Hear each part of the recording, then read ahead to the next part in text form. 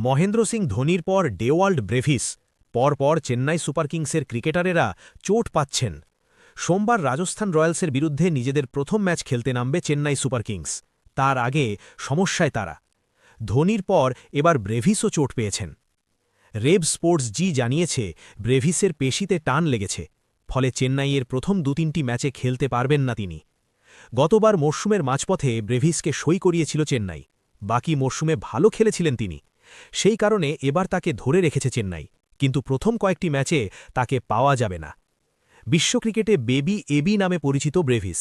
তার ব্যাট করার ধরন অনেকটা দক্ষিণ আফ্রিকার প্রাক্তন অধিনায়ক এবি ডিভিলিয়ার্সের মতো। মাঠের চারদিকে বড় শট মারতে পারেন। সেই কারণে ডিভিলিয়ার্সের সঙ্গে তুলনা করে বেবি এবি বলে ডাকা হয় তাকে। এবারের আইপিএলে চেন্নাই ভরসা করেছিল ব্রেভিসের উপর, কিন্তু শুরুতে পাওয়া যাবে না তাকে।